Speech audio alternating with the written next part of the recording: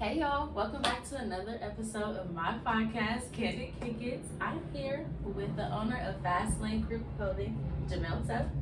That's me. So, how you doing? I'm doing good. I like your energy. So, thanks, I'm trying to get it up there. That allows me to be more open Good. About everything. Good. How you doing? I'm good, just pushing through. It's been a long week, so I'm just happy that we all made it to Friday. I love the weekend, so yes, glad to be here. I just kind of, want you to break it down. Who are you? Tell the people about yourself. Well, who I am, a young black business owner, entrepreneur, clothing brand, car detail service. A lot of my friends say I'm a philanthropist, like just being extra, but I mean, I try to be everything under the sun. But just be me. I like that. Just be me is like the best one. Yeah. But does that philanthropist thing feel a little heavy? It depends on how much you got to put on your shoulders. Mm-hmm. You know what I'm saying? I try to do the best I can for us, making sure that I do my part on what I feel is like giving back or making sure my people good. Right. So it's like, it's heavy, but it's like, you want to carry that weight. It's a good weight to carry. For sure.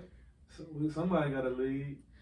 Man, you know what I'm saying? Somebody got to step up and figure it out. I feel like we all kind of just been scrambling a little bit. So it is nice to kind of have those key people to kind of point to in our community that are just, at least, kind of trying to start the blueprint, lay it out for somebody to see. Right. So, y'all, I'm gonna just be real honest. I'm nervous because, listen, so Jamel is actually the reason why I wanted to start this podcast, y'all, because I was like, when this all started, I was sitting there thinking like, well, what do I want to do? Like, what do I care about? What is like something that I want to bring to the table? Mm-hmm. And I really wanted to uplift black businesses within our community.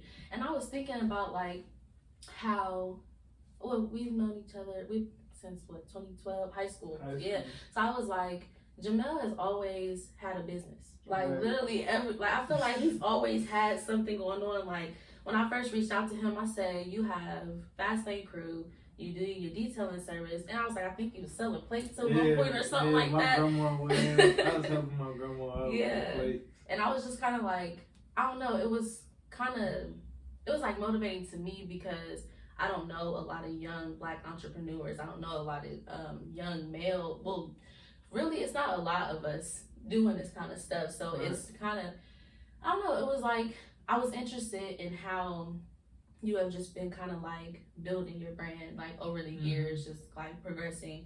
And I just really wanted to document that. So I actually called him when I got the idea. I was like, yeah, he has to be on here. He was the first person I reached out to, and so I'm just like really glad you could be here. And I feel like that's why I got a little anxiety because this is kind of like a big deal for me, It's a big deal for me. It's my first time doing it, but it's a blessing too. Yes, so it's just, I love that we're able to inspire each other from afar because like even, me and Jamel, we know each other but don't know each other. So it's like we all dip and dab in the same circles. So I love that we kind of, we just get influence from each other in that way. And I'm just happy. I'm happy you're here.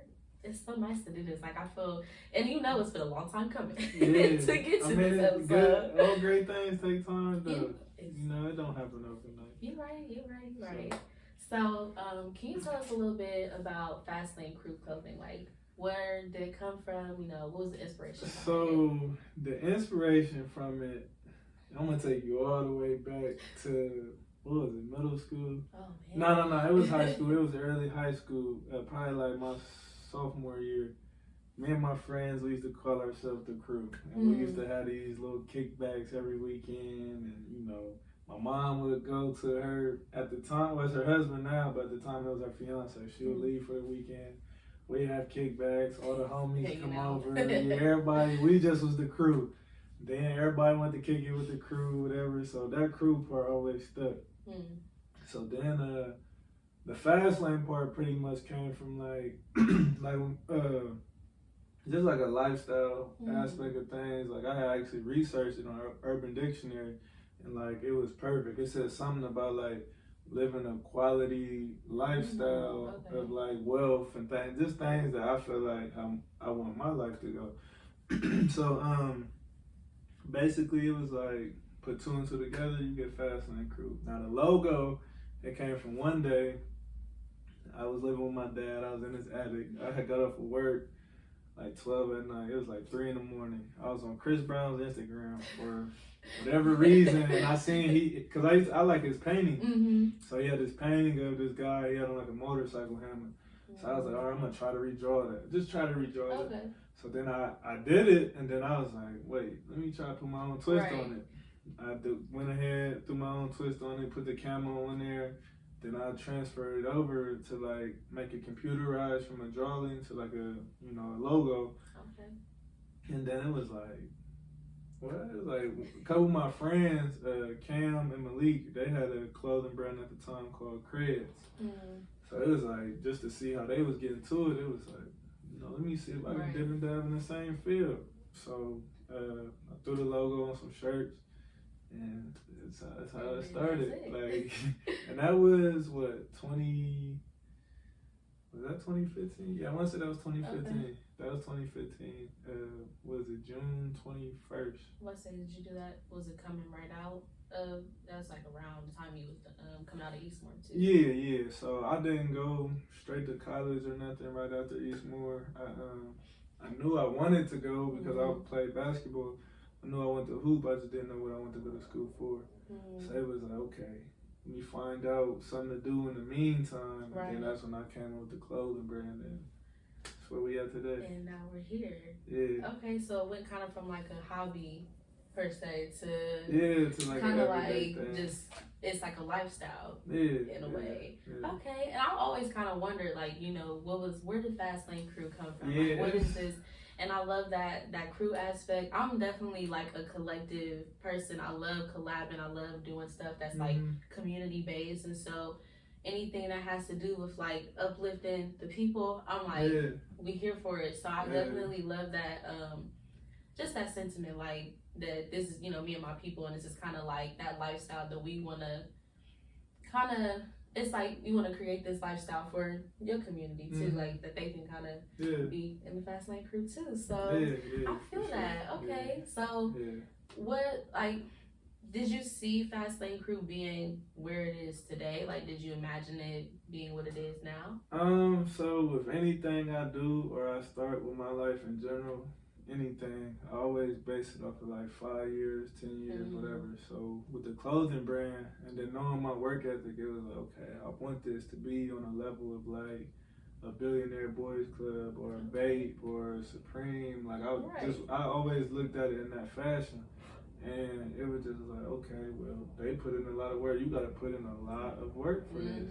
But the work ethic thing, it just kind of came from like the sports aspect of things. So it's just having different inspirations and different, I guess you would say, role models.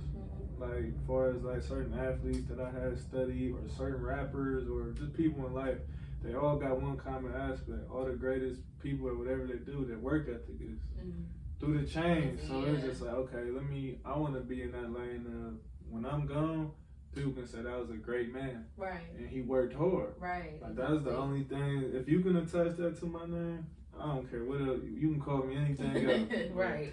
As long as you can. No, he worked hard. Yeah, you can say he worked hard. For sure. So you said that you're like, well, you say you do like 5 years, 10 years. So immediately the first thing popped in my head, I said, he a planner. Okay, so he likes to plan things out. Do you feel like, and I'm asking this, I feel like it's like common knowledge to, you want to plan things out because we say, what is it?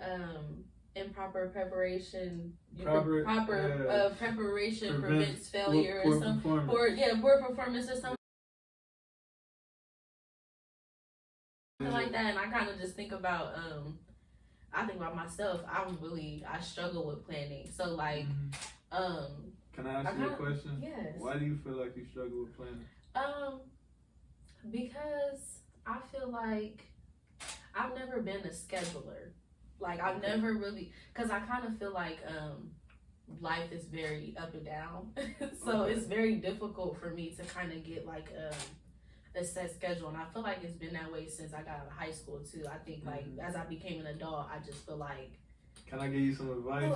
Yes, please. So give me the when it comes to planning anything, you have to know that you're gonna have obstacles. Like it's gonna be things. Life is something that you can't control. So the things that you can control is like, okay, I want to wake up at this time in the morning. Yeah. When I wake up, this is what I want to do. I want to eat, or I want to brush my teeth, or I want to work out, whatever. Just plan your day accordingly. Like as of recent, I put myself on a schedule where it's like I try to wake up at 5, wake up at 5, from 5 to 5:30, pray, from 5:30 to 6, read or whatever books I got or whatever I'm reading at the time.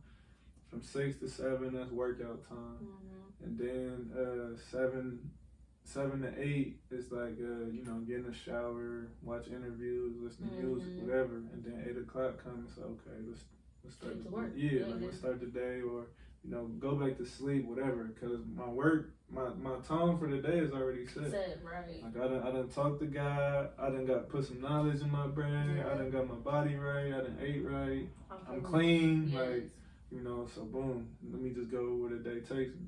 Because now you're ready, you prepared. I feel like I had a set schedule and it was working. I'm like, even though it was hard, because I was getting up at 5 in the morning, kind of getting my prayers in, getting everything going. And I'm like, okay, we pushing. But I don't know, I think I just, as the summer just trickled down, I said, 5 a.m. I was like, hold on. Yeah, 6, a lot. 7. So it's, and then like, I think also my thing, I got one more semester of school, so I'm like, I'm just like trying to get everything done. So I definitely feel, I feel like planning is necessary. I realize that it makes my life a lot easier. I just think that I just struggle with actually like sitting and being like, okay, let's just plan out the day, let's plan out the weeks. Like I know people who do weeks at a, we plan weeks ahead of time. I'm like, how do you know? I don't really get into like, so from a business aspect, I would plan ahead. But from a life aspect, it's like I try to plan the days because it's just like, tomorrow ain't promised.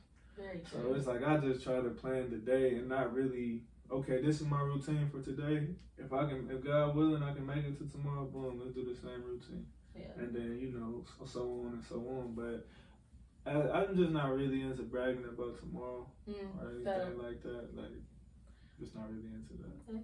Well, do you feel like your business moved you into this scheduling and planning kind of space, or was this something that you always just had kind of like in you prior to? I was always a morning person, so I would always get up and I would just be up a lot of time.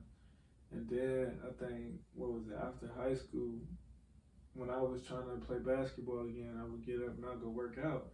And so basically I tried to get on this routine that Kobe was on. And Kobe, I want to say he worked out 4 times a day. I want to say he woke up at 3, worked out from 3 to 5, went home, worked out from 7 to 9, went home 11 to 2. And I forget the time I know exactly. what you're talking about. He broke it all down. Yeah, but so I know that video came out recently, but like I was on that years ago because that's somebody who I studied, like his work ethic, how hard he worked.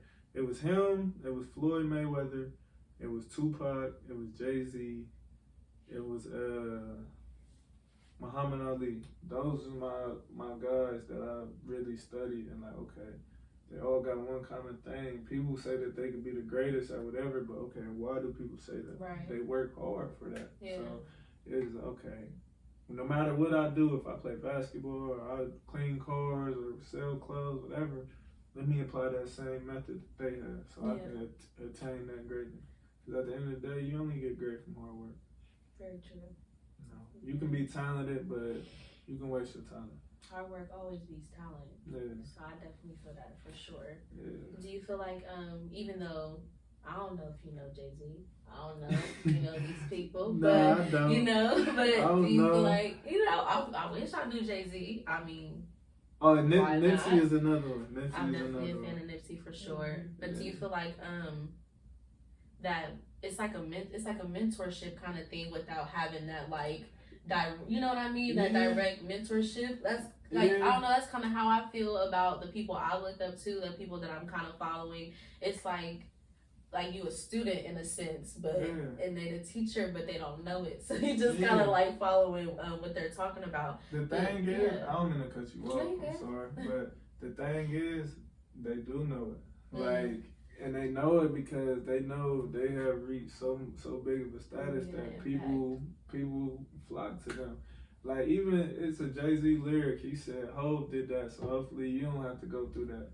So in his lyrics, he's telling you know what to do or what not to do because he's like, I went through that. Right. So I took the sacrifice with that. I don't want you to have to go through that. Like I had to sell drugs and everything to make it to this. You don't gotta go this way. Right. Like, you know what I'm saying? Don't do what I did. So it's like a lot of them are. I'm pretty sure it's more that are aware of their impact than those that are not. Yeah, for sure. Do you feel like it's so when you say this, I'm thinking about how you said they know about their impact, they know about their influence. So I just kind of want you to touch on a little bit, like just the importance of being a good leader, being a good role model. Like how, even though the people we look up to, they're not perfect, they're human at the end of the day. Yeah. But like, what to you makes like a good leader, makes somebody that you want to follow and kind of look up to?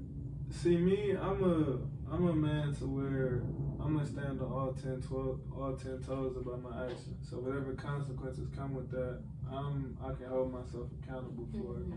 I believe real big in self-accountability. I think if you can be an accountable man and stand on your actions, no matter you right or wrong, I think that's a good leadership quality. I think another one is being able to know how to talk to people. Like, a lot of people lead in different ways. A lot of people feel like, I can get through to them by cussing them out. Or, I can get... So it's kind of like you got to know who you can pick your poison with. Right. And it's just like, you just don't want to offend anybody. Gotcha. You know what I'm saying? But you still want to be you. You just don't want to offend nobody else. You know what I'm saying? You don't ever want to be sorry for being you. But those that want to be led, they'll let you lead. Those who don't, they'll try to lead themselves or... whatever may happen, but that's on them, Yeah, for sure.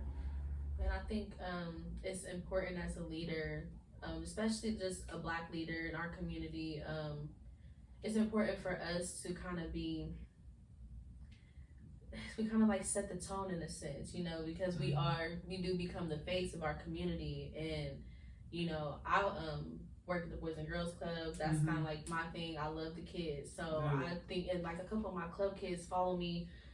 They follow me on Instagram. I'll be like, oh gosh, but I'll be having, I want to be that person that they look to, somebody they look up to. And I try to make sure I'm not like, setting a bad example for them and not really being a positive role model. So I definitely feel that like accountability piece. Because a lot of people do not hold themselves accountable when it comes to certain things. So I think that that's like a core piece that a lot of us are missing, is that sometimes when shit hits the fan, people kind of just act like they didn't have no part in it. So I think it's important for a leader to, at the end of the day, step up and be the one to kind of, get everything back together. Yeah, like accountability, it may sound easy, but it's not really like an easy thing to grasp or take on, because not being accountable comes with immaturity, in my opinion. And I say that because the immature version of you is going to make excuses for everything. So, I did this because of that, or I did this because I was young, or it's like, when you gonna grow up? You know what I'm saying? So it's just like, at what point is you gonna be like, I gotta grow up, and And then, I just felt that in my spirit because it like applies to my life. I'm like, I feel like, I think as humans, it's very difficult for us sometimes to be like, wow, I was wrong. Like, that was not what was supposed to happen. I think that is like you said, it is very difficult to be accountable, to hold yourself accountable, because you don't want to. It's like holding up that mirror, and you like, oh, all right, now. So that's something that I've been like working on, especially with everything that's been going on, because I think that we like to play the blame game a lot. We do a lot of pointing the fingers and stuff, and I think that sometimes we do have to look at ourselves and be like, okay, well, what part did I play? What did I do to kind of make things get to where they are? So I just really like that piece, that accountability piece is so heavy for me. I feel like, and not even just in business, just in life, period. It's just very important. Go with relationships. Yeah, for sure. And I feel like not holding yourself accountable will ruin a relationship. For sure it'll ruin a friendship, because it's just like, man, this is resonating. It's just like, it's hard to come back. And I think it's hard to respect somebody as a leader if they're not willing to say, okay, I was wrong. Like, I made a mistake, and y'all, we need to regroup. Because again, we're supposed to be those. We're supposed to be the leaders, lead by example. And so if we're leading a group and we running around looking crazy, they like, well, we about to run around looking crazy behind them. So I just think that piece is real heavy when it comes to like just navigating life in general. I guarantee you, the more you be honest, the more you're gonna be respected. I feel that too. I feel people that, like it or not, they're gonna respect you for being honest. Yeah, because I'd rather just be real with you. Yeah, exactly. And I feel like finding that honesty piece, because I also think like for me, I feel like I'm very I don't do a confrontation. I don't really like the back and forth stuff. But I had to tell myself, it'll never get to that point, because that's not me. And I have to have control of those conversations in that space. And I feel like if people don't like me for being honest and speaking my piece, then that's not on me. That's not my business. Exactly. And so I had to kind of learn that, because I think I'm a social person. I'm an extrovert. I love people. And so when I don't get the energy back, I'm like, wait, what's happening? So, protect your energy. Yeah. You know what I'm saying? Protect your energy. Yes. Because, and it's just a lot that be going on. So protect your energy. We can dip and dive in there, because listen, when it comes to the spiritual protection and the blockage, you see I already got my crystal on. I feel like with everything that's been happening, my house has been my sanctuary. This has been my space. I'm like, and nobody coming up in here to get me, because it's just like, I think we don't realize how heavy our energy can be, like how heavy. And I try to check mine too every morning. That's why, when you get up at 5 a.m. and you pray and you like, I journal in the morning, meditate and stuff, that's you checking your energy, checking yourself, like, how do I feel today, and how am I going to move forward into the day? Like, and I know if I didn't check my energy that morning and I'm upset later on the day, I'm like, it's because I didn't get right with me. It's not nobody else's fault. So once you kind of have that, you can make that discernment for yourself. You take the power away from other people to affect your energy, because it's like, well, I already know I've been in a bad mood since this morning, so I ain't even gonna let this sit on me. And I've been feeling good today. I'm not gonna let nobody affect me. And so just like, and I had to really learn like the difference between my energy and other people's energy, because I could like, and I know I do it too sometimes. You get on the phone with your friend and you talk, and you realize you've been talking for 30 minutes and your friend ain't said nothing to you. I am so sorry. I just dumped my whole everything on you and didn't even get that, give you any space or room. So I just really try to be mindful, because I think we can just get real wrapped up in our stuff. So it's just being mindful of like the people around you, the energy you interact with, for sure. Look, I didn't really learn about energy until probably last year. That was big key component right there. Okay. Really just observing it. I'm just like, how you so patient? Like, how you feel me? So like, she really put me on game. Like, okay, just paying attention. And then it was just like, okay, that's what energy is. Like, okay. Just read. Then you start to tunnel in on yourself, and you realize what things went wrong with yourself. So this is like, all along, it was a period of time where it's like, I'm waking up mad. Like, no No explanation for it. Just Going throughout the day, somebody, anything gonna irritate me, whatever.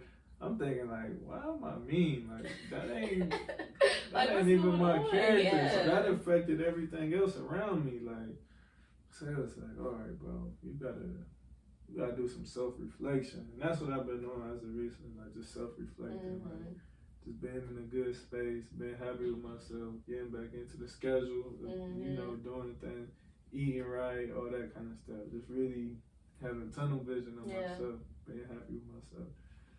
So, yeah, I had to pick up some game from somewhere. You know, I would say I might need you to touch on that being happy with yourself piece, because I feel like people don't realize how important that aspect is. Like, very important. And it's not something that you, and I have to say this too, because it's not something, happiness is not something that you just, well, with yourself, that you just reach and that's it, that's the point, we done, we great. Like, this is constant checking in, constant conversation, constant reflection with yourself. And I was listening to you talk about how you, basically what I got from what you were saying was that you finding that focus on yourself, being able to, like, you know, getting into that self-love, self-care space allows you to interact differently with the energy around you, because you're more aware of who you are. So it's like you're not going out trying to, and you know, navigate all this stuff, because you don't know what's mine, I don't know what's yours, and so it's, then you end up doing something you're not supposed to be doing. Exactly. And that's why it's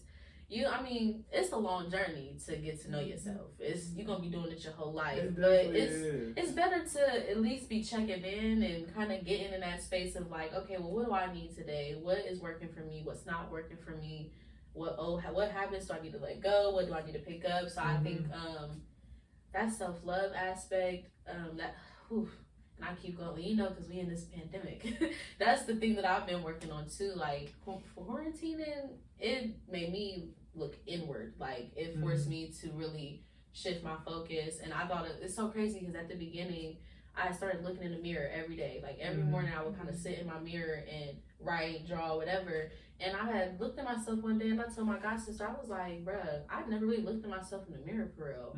And she was like, she laughed, and she's like, for real? I'm like, yeah, like, it's weird. I'm like, so you're looking at myself, and I just really started thinking about how we move. Like, of course, I've been in the mirror, but you know how we move so swiftly. We just kind of like, I'm getting up and going, brushing my teeth in the mirror, not necessarily like really looking like, okay, how you feeling today? Like, and I really noticed how even just taking 2 minutes to kind of sit there and really look at yourself, that's enough to kind of be like, okay, we here. This is me. We whole, okay, we doing this. And so that little piece has shifted my life so much. I do it every morning now. Like, I'm kind of like in the mirror, like, okay, all right, I got my body. Everything is here. We're good. So I think checking yourself. Exactly. And I think people don't know how to check themselves. And it's I think everybody go through them periods where it's like, you look back and you be like, I was out of pocket. Like, what was I doing? Like, I was tripping. Like, that was not me. Yeah. Like, people go through that. I mean, that's a bigger and bigger conversation though, but people go through that. But how do you think people come back from those moments? Accountability. Right back to that same being space. Accountable, being able to sit and self-reflect and say, look, that was not me. Like, I use this for example. Let's say somebody take a Percocet and then they don't remember nothing they did. And then they think like, bro, I did that. Like, they on camera and there, you like, I did, but that wasn't me. Right. So it's just like, okay, now you have to hold yourself accountable. What caused you to act like that? Or, you know, what was going on where you acted like that? So, I mean, it's the same thing. Like, when you look back on your past, whatever, you be like, okay, where did that start from? And it's nothing. It's painful to look back at the past, but when you look back at it, you learn and you heal from it and you grow from it. So, and then, it molds you into the person you are becoming. You know what I'm saying? The person you will become. And so the next time when you come across those situations, you're already aware.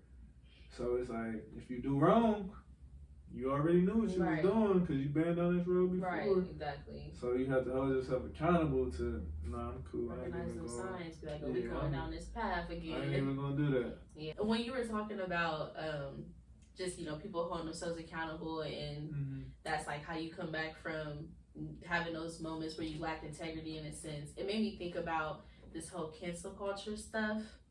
It kills me. I hate it because I feel like the cancel culture doesn't solve the problem. It just casts out the problem and kind of takes the eye off of it. And I feel like, not saying that, and when I think about this, the first thing that comes in my head is the J. Cole Nayo situation. And the reason why I understand both sides, of course, as a black woman, I'm like, you know, I get where Nayo is coming from and her aspect 100%. But on the flip side, with J. Cole's side, I'm like, you know, why does it have to be cancel J. Cole? Why is that the conversation? Why are we not talking to each other about why the song was made or about why these things are happening? And for me, again, I like that collective stuff where we have those conversations. Because I feel like if somebody makes a mistake and our first instinct is, you're canceled, you're canceled, you're canceled. How are they learning from the mistake? How are they growing? Where's the room how are they able to hold themselves accountable if everybody, you know, if we get in that space of the blame game, you know, then people feel attacked. So it's like, wait a minute, I can't even hold myself accountable now because it's like I guess you can touch on it. That's a very, very touchy topic. You think so? Yeah, because for one, I think people cancel just because they got the right to. Yeah. Yes. Secondly is, how you gonna cancel somebody when you're not perfect yourself? Exactly. People gonna make mistakes. And then the third thing is just like, try to look at both perspectives instead of totally, oh, he was wrong or oh, she was wrong. Like, you know, it's a lot that go on where everybody just views stuff differently. So it's kind of like nobody could say. I mean, something may be right to you, but it could be wrong to me. Right. Something could be wrong to me. It could be right. Like, you know. So it's just like, I guess it's like, okay, as long as we can try to come to a common ground, then that's where, you know, we can try to have some. Just growing up, being mature, but coming to a common ground. But the whole right and wrong thing, it's like situational. It's like situational. I agree. So the whole cancel culture is like, me, it's situational. It depends on why you would want to cancel this person out. Like, so it just depends.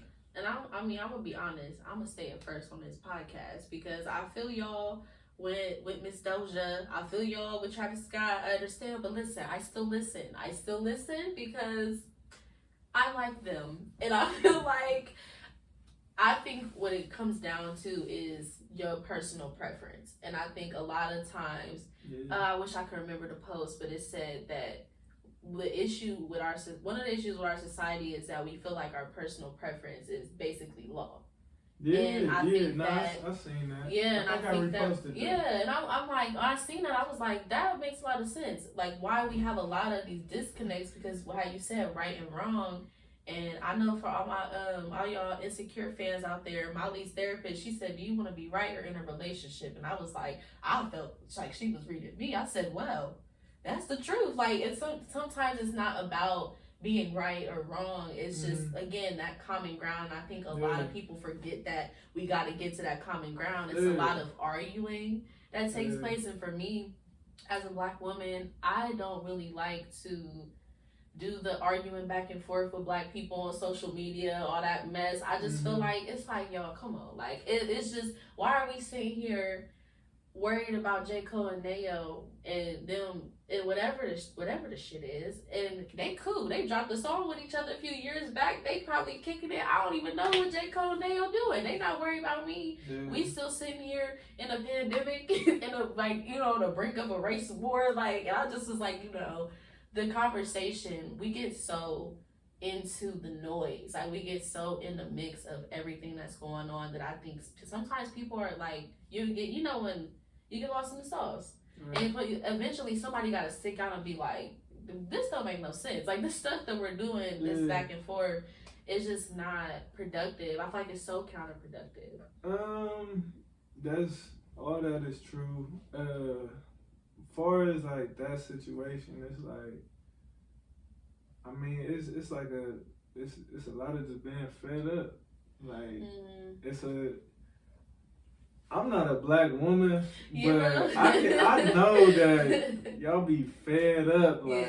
Like just think about the whole situation with Megan and Tory. Man, like people were trying to say she lying and bro, y'all better stop playing she trying to say she's snitching and it's like that's fraud. Like, and I feel like if it was anybody else, or if it was who was it with Kylie? If it was her, he definitely did that. Tory would have been deported in Canada somewhere. Yeah, it's like he's maybe in jail. This is the thing. For one, and she put me onto this. First, you have to look at people for being human. Yes. Then you have to look at them for their gender, then their race, and everything else under the line. So it's like from a human aspect, it's like you can't even. She's a human and she got harmed. At the end of the day, like she got harmed and she tried to protect him. Like, so then it's like, okay, you don't respect this being a human. Then okay, you don't respect this being a woman. Yeah. Then obviously she's a black woman. Is it that you don't respect her because she's a black woman? Like, what's really the issue? You know what I'm saying? Like those labels. Yeah, like if he did what he did, that's what he did. You know what I'm saying? Plus people on she don't live by that code. Like she don't. That ain't her. Right. But because she definitely. It's even people who don't even come from that life or come from that code that's speaking on the situation. It's, you don't got no validation to speak on that. And I think we have. I was sitting there talking to one of my friends about some celebrity, and we went on and on and on. And then I said, but for real, I really don't care because they ain't worried about me, and I'm not worried about them. And I kind of got to this space of like, we care too much about celebrities and about all of it anyway. Like honestly, if this was like early 90s, if this 90s, early 2000s, we probably wouldn't even know Megan got shot in the foot or something. Like we wouldn't even knew that this happened unless like TMZ or somebody reported or something. But like I really was thinking about how we care so much, and it's funny to me because when I was like 11, 12, 13, I was a fangirl. I love Mom's Behavior. I love Diggy Simmons. Like that was my thing. So like we were all on Twitter. We were fangirls, but we were kids. We were young. And I think about like now as an adult, I think because I had that celebrity worshiping space when I was younger, as an adult, it's easier for me to look at them as regular people. But I think like I don't know. I think we really we cannot help but put our black leaders, or just not even black people, but just people who are in the limelight, like we cannot help but to think that they're untouchable, to think that they are just like above regular common law. And I think that is why when stuff happens, we are like, oh my gosh, like it's not, I don't get it. I look at it like, okay, yeah, they got more than us, but why do you value them so much? Why do you why would we care so much? So then it's just like to basically like back that up is with social media being what it is, it's like that's all you will see. So and when you on social media, you behind your own keyboard. So you feel you got your 50 followers, 1,000, whatever. So you feel like, okay, I got a voice, right? So I can comment on something too, and there's nothing wrong with commenting on it. But some people that consumes their mind. Yeah. But it's just like, okay, that's what they speaking on all the time. Me, I try my best not to speak on those celebrity issues.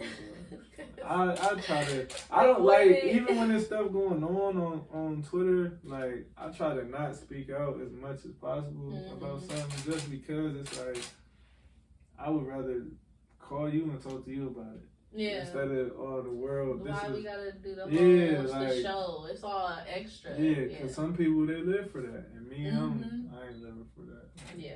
And I think it's just, I don't know, I think it's really big in our community because we are, I think black people, we are, what is it, a jack of all trades. Like, we just have all the comedians, we have all the women's studies majors, we have all the, like, all these, we have all these different, all these different, types of people coming to this one app, these like these spaces to speak their opinions. So I just think that we have a lot to say when it comes to different things, and so I feel like sometimes it's like we just want to laugh, we want to have fun. Other times people are super,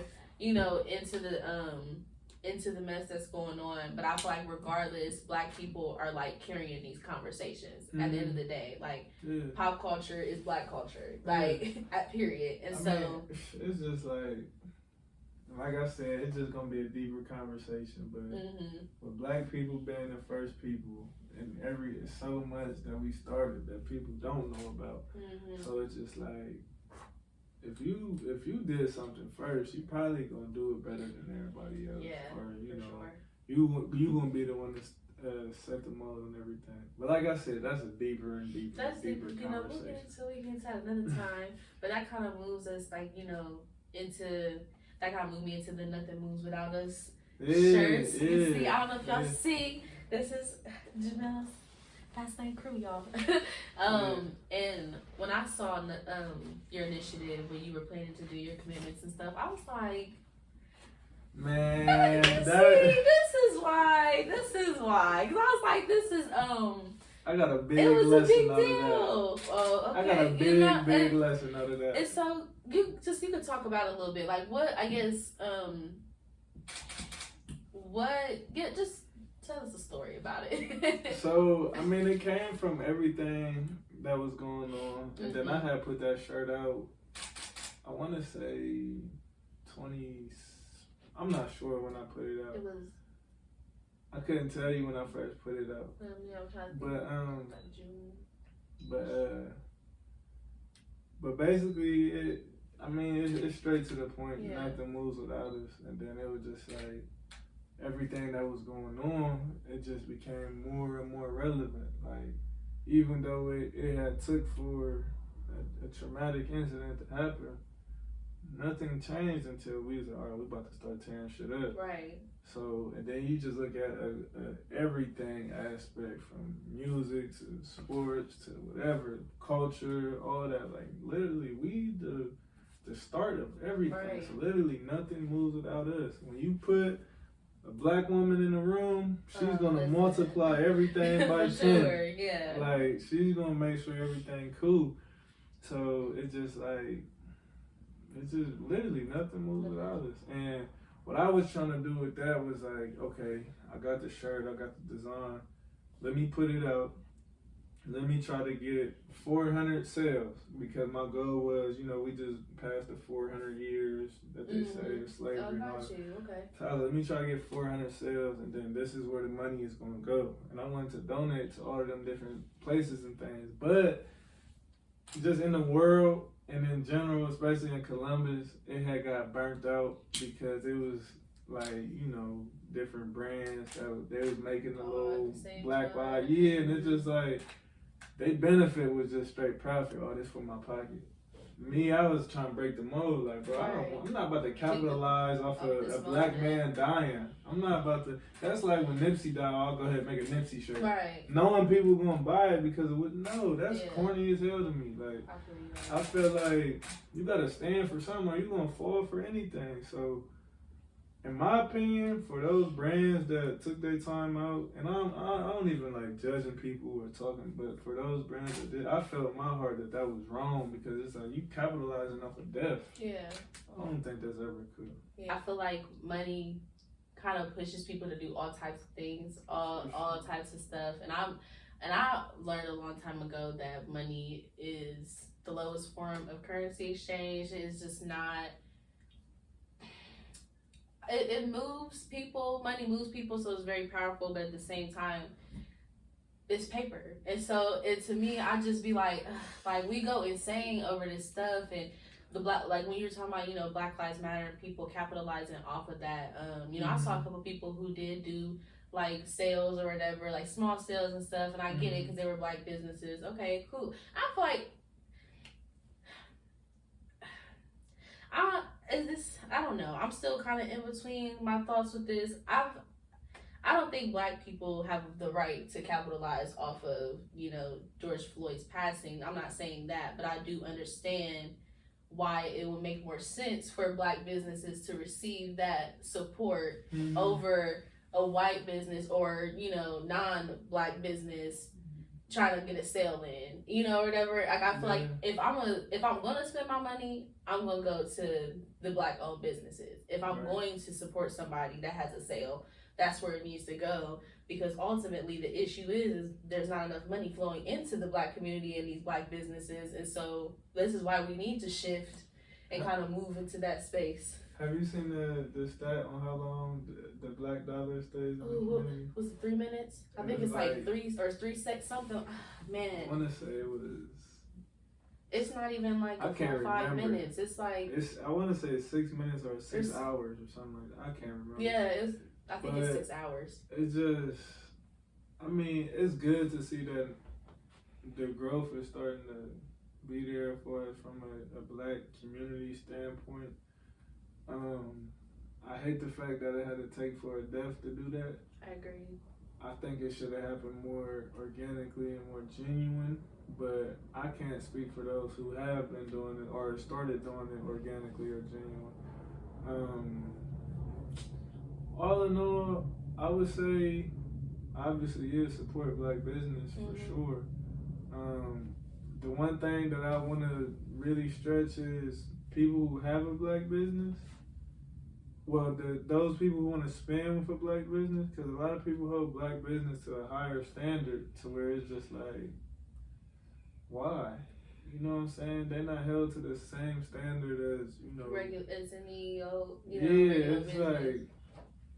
it's like when a black business owner, and then I have seen incidents where the owner was tripping. Yeah, I was gonna say it goes both ways. Yeah, it goes both ways, but sometimes it's just like, don't just deem it as all black businesses. We're so critical. We can be so critical of each other. We do not talk about Sally and Hannah's restaurant the way we gonna talk about our cousin's restaurant. You know, we not going I think we are just. Well, do you think? Because I think that comes from more so that feeling of lack, in a sense, that we don't have as many black businesses, so we had to turn to these big commercial spaces. And so now when we go to black businesses, or we go to small businesses, it's kind of like we have these expectations because of our capitalist consumerist society, and when people don't meet it, it's like they have poor service, they have bad business, blah blah blah. But I think it's like we don't understand really what a small business looks like. And I think we kind of have this idea that every pop-up shop or every little company is going to be like Walmart, it's going to be like Target, or if we get into the designer stuff, it's going to be like Chanel and Tip or whatever. Like, I think people don't understand that a lot of times when young black entrepreneurs are running businesses, it's coming out of our pockets directly. It's our money. It's you know, hard. This is like grinding. Like, I know my friend, he started a t-shirt business and he was printing the shirts himself in his room every day. Like, you know, stuff. People don't see that though. I went through that phase. You know, and so I think like we value comfort, convenience, all that stuff. And so whenever a business when we don't have comfort and convenience from a business, it's a poor business. We just can't. And I think we're just so hard. We're so hard on each other. So I try to I try to pull back a bit, because I think we do it. It's like not even on purpose. It's just kind of like we hold each other to these standards, but it's like they be unrealistic sometimes. Me and her had this conversation all the time about how things be conditioned. And it starts from what? It starts from slavery. Like, literally, that's what it starts. Like, but that's a bigger and bigger conversation. Yes. But it's the conditioned mindset. Yes. That's why you said, I don't know why. I couldn't tell you why. It's literally it's like conditioned. It's just how we were. I give you another example of a conditioned thing that happened with me. One day I went to go get some ice cream with somebody, and a little boy had came out, and I was like, that little boy probably bad as hell. Not even knowing, but it's just be conditioned, like, and you be thinking like, why? Yeah, but that don't make it okay. I do that all the time, because for me, that's how you know though that you are like breaking out the system, because you start questioning like, Why did I do that? Like, that was not right. Yeah, a lot of stuff be conditioned. Well, like I said, that's a bigger and bigger conversation, and it goes a lot deeper. We talk about that all the time. Like, I just want y'all to know that I'm ready to be included in the conversation. I'm ready to be in the circle because this is the stuff that I dip and dab into all the time. And it's so funny that we're doing this now because just earlier this week, I was feeling, not purposeless, but I was feeling like, what is the point of doing anything? This is because everything is, everywhere, and I was just feeling really down, and it's so crazy. Mrs. Fuentes called me. I was like, oh, hey, we talking, and I was just telling her all this stuff, and she was like, well, Alana, it seems like you really know what you want to do. I said, Miss Fuentes, I'm just tired of talking about everything. When are we going to do something? I'm tired of talking about it. She said, well, why don't you do it? I said, well, why it gotta be me? I said, this is a lot. So I feel like, I'm definitely getting in that space of like, okay, we gotta get to a solution, y'all. Like, we gotta figure out where we're going. And it's heavy. It's heavy weight to carry. So I like to have those conversations. That's why I like collaborative work. I feel like that's a very like women's studies thing too. Like, that's just like very much our major. We always like around somebody's table, like trying to lay it out. So I definitely think, I think this conversation is just the timing. I'm just like, the timing of everything is all like, I'm a signs person too. Everything is a sign. So I feel like, everything kind of, it was meant to happen the way that it did. So I'm glad that we are, even though we're not getting too into it, we could touch the surface. I'm here for it. I am not afraid to dive in those waters, okay? Because we the first people, black people, y'all, okay? And if you ain't know, as a black person, that you was the first to find this, then I'm here to tell you, it's you, okay? That's the truth. So, I do want to get a little bit into just you as an entrepreneur, period. Like, what are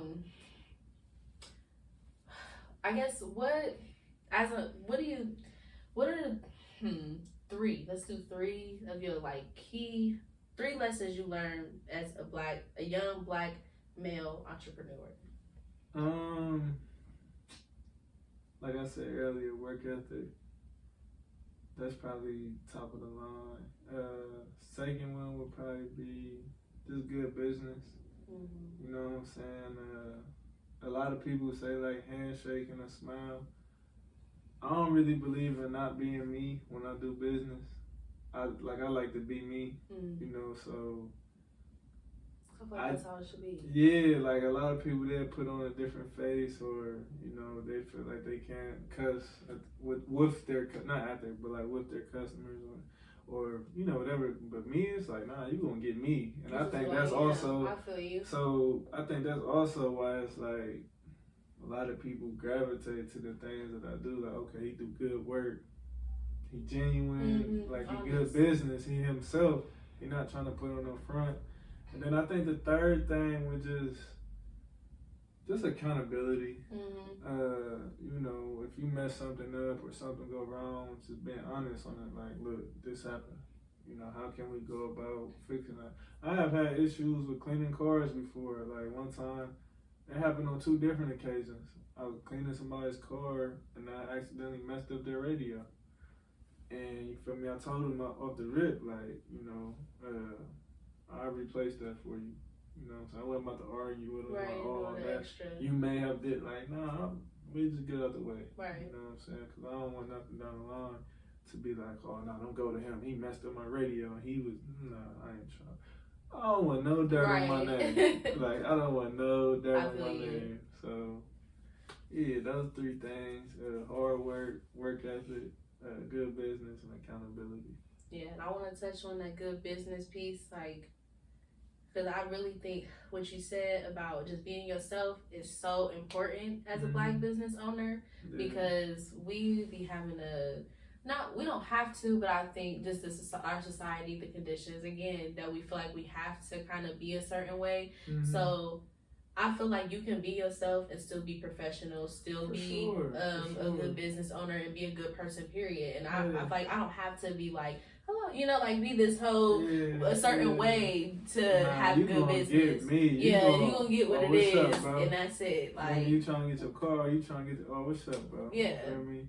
If I dap you up, I'm gonna probably hug you just to see how I feel right. about your energy. You know what I'm saying? Felt that. You know, we go from there. But all in all, nah, you gonna get me. I'm not gonna fake. I'm not. I got a mentor. He an older white man. Man, he's not my only mentor, but he's the only one that I was just like, okay, let me pick up. He's a millionaire. So it's like, okay, that's the only millionaire I know. I know, yeah. But it's like, I don't even change when I'm talking to him. And he know that, like, nah, I'm gonna be me, bro. I'm not about to, cause you different than me, that I'm about to, you know, change who I am. Like, nah, that's who you always gonna get. Yeah. So. And I feel like that's the best way to be when it comes down to it, because I don't want you to see me. Well, because then, like, I feel like business, it becomes family in a sense. It becomes like like, you know, your clients, the people that you serve become your community, your family. And, like, I'm not concerned about how people view me, but I also feel like, you know, if my clients, they like, Alana's cool, like, this is how she is, I'm not going to change my demeanor, if that makes sense. Like, I'm not going to go from, like, being, because I feel like you go into that code switching stuff and how people feel like they have to kind of assimilate. You, like you said, you're going to get me. If we friends and you shop with me or you support me or whatever, you gonna get the same Lana in the business as you get. Because I mean, of course, there's some shifting, some altering that takes place at the end of the day, because business is different from personal. But I feel like ultimately, if you have to change who you are completely to run your business, then maybe you shouldn't be running this business, because I feel like it shouldn't be. I mean change as in not in like a good way, because change can always be good. But I mean change as in, if you feel like you have to put on a mask to be successful in your business, then maybe that's not the business for you. Because you shouldn't have to alter who you are to be successful in anything that you're passionate about. Should be genuine. For sure. If people like you, more than likely they're gonna buy your stuff. Exactly. You know, if you good people will support you off the strength of you being a good person, for real. Like, that's all it is. If you be yourself, and then it only adds to it when you got good stuff, like good product, good clothes, exactly. Whatever, you know. So if you got both, you gonna win. Yeah, for sure. Is there anything like that you want to share with us that's next, business wise? That you can drop a little something for us. I mean, I got some hoodies next week. Okay. They'll be here next week. Okay. It's what? Well, this would be my I want to say probably like 6th drop of the year when it comes to clothes. Is that abnormal for you, or do you try to do a certain amount of drops a year? Like, I kind of just be dropping. But this is like, as of recently, it was just like, okay, like you got a lot of stuff. Like, you got a lot of clothes. Yeah. So it's just now, I don't know, it feel new. Okay. And then like this the 5th year, you know, I had some time off going to school and all that, and I'm kind of like going into how I want things to be with business. So it feels new. Yeah. I feel like starting all over again. Okay. Like this job, like I'm trying to clear house right now just to, okay, let's start over again. Right. Like I started over in May, and it's like, okay, let's start over again. Right. You know what I'm saying? So it just, I constantly be trying to like start fresh and like, wait, hold okay, on. See what's working. Leo. I'm so sorry. Leo. Oh, okay. That's an Aries straight. So I was like, that's so Aries stuff, y'all. They love to start over. I'm sorry, I'm really into the astrology, so I had to ask you. Okay, Leo. Oh yes, your birthday did just pass. Yes. Yeah. Okay, you're right. Go ahead. Yeah, but it's just that start fresh thing. You know. Do you see yourself expanding from Fast Lane Crew, like maybe starting another clothing line, or kind of going in a different direction? Like, I want to. And I actually just was talking to a friend about this probably like 2 weeks ago or something like that. But yeah, eventually, and then but the fast lane is gonna be like the big brands. Got you. And then Oh, okay, everything yeah. else is gonna be like the underlying brands on, what's going on. Okay, I like that. So it's gonna be like, so if you had like fast lane, then maybe something else that kind of goes along the lines with that. Yeah. So kind of just building on that brand. Yeah. I like that though. That's good because I think it's important to kind of get all the kinks out now, working out everything in the beginning, figuring out what works for you, what doesn't, like how you say you kind of just drop and you're like, maybe does this work, does this not work? I think we have to give newer businesses grace too, because I think we'd be expecting them to just come out and have everything make sense and it's all great. So I think that's good that you're kind of like, again, reflecting and like, okay, what works, what didn't. Let's shift. Okay, let's try this the next drop. What's gonna work this time? You just gotta make sure it's you. You know what I'm saying? You can't get out of your body when you're doing it and try to do things that's not you or you don't feel like for a long time. And I had to learn this. Like I would be making clothes that I would never wear, and they were just like, "These your clothes." Like people ask me like, "Why you not wearing it?" And they were just like, I couldn't answer it. But it was like looking back, it's like, yeah, I didn't really like that for me. So now I got into, okay, let me make stuff for me, like stuff I would wear. That's the secret. Yeah, that's the secret. You gotta start as a creator. You gotta make sure you create stuff that you like. Cause I said, if I was doing this podcast, I need to make sure it's something that I would sit and listen to. I was like, would I sit and listen to this?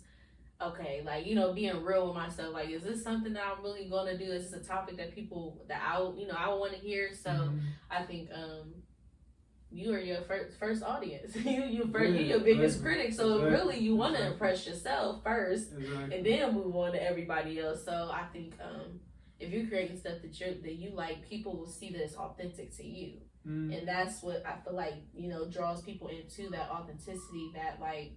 That's a real person, and I will support them because we people just out here trying to make it, and I think that has definitely pushed me to support a lot of businesses too. When I know a person, I know that they're really grinding or that they just are good people. Period. Even if I don't know you, but if I just know you just got.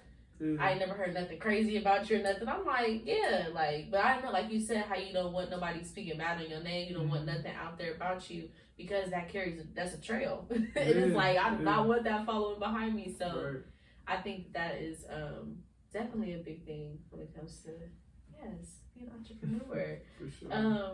I want you to leave the people with, let's see, what are we going to do this time? Maybe we could do two. Do your favorite quote, and do favorite quote. One piece of advice that you would give a young Black entrepreneur. We're gonna go with the advice first. Okay. I will always say my three things. You know what I'm saying? Work hard, do good business, hold yourself accountable. It's gonna get hard. There's gonna be days you're gonna wanna quit. You'll be like, I can't pay the bills, this ain't working, just don't quit. You feel me? You started for a reason. You gotta know anything you start, it's not gonna be easy. Right. That's just with everything in life. And then just really like stay solid on your stance on how you move with your business, Stand solid on the things you say and the things you do.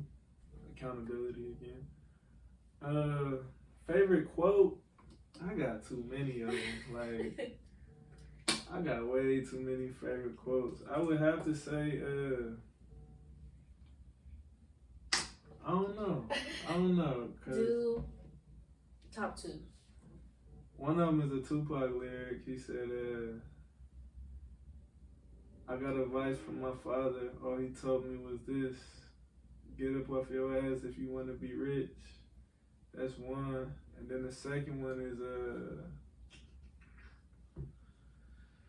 I don't know. I can't. There's too many. Like, it's okay. I just I think quotes. One thing I guess they carry some weight. I guess one thing that I could leave to resonate with everybody that'll listen or whatever is like, once you go to war with yourself about, you know, trying to figure out who you are, you know, basically you fighting your demons, whatever. After that war is over, all you have left is peace. You know what I'm saying? So it's like you went through everything you went through for a reason, to find peace. So I really just want people to not lose sight of that. Like you trying to, in my opinion, I think you should try to live life to be peaceful, be happy, you know, all of those things. And everybody got different situations. Some people is tougher than the others, or whatever the case may be. But you know, like I said, when you get done fighting with yourself, you self-reflect, you come to a realization on everything, you kind of find peace. Yeah. And that should be your end goal, in my opinion. I agree. That was deep. So, I ain't gonna lie. When you first said it, I felt it. I said, that's facts. I said, wow, I'm feeling that. I'm at war with myself right now, so I'm feeling that. Once you defeat yourself, you should have nothing but peace left over. So, at the end of the day, no matter how the situation went, if it didn't go in your favor or if it did, you got peace through it all. So, that's cool. Well, I feel like that's a great note to leave it on for. I want to thank you for coming. I appreciate it. I appreciate you being here. We do have a guest in the room. I don't know if she want to peek her head in. You know, hey, what's up, y'all? I'm definitely gonna plug you in. You know, just so y'all can see. But you know, thank you for coming. I'm really happy that we got to do this. You know, I just feel good. Okay. I appreciate y'all for listening. You know, for my visual people, like, subscribe, all that. You know, my audio people, I'll see y'all next time. Thank you.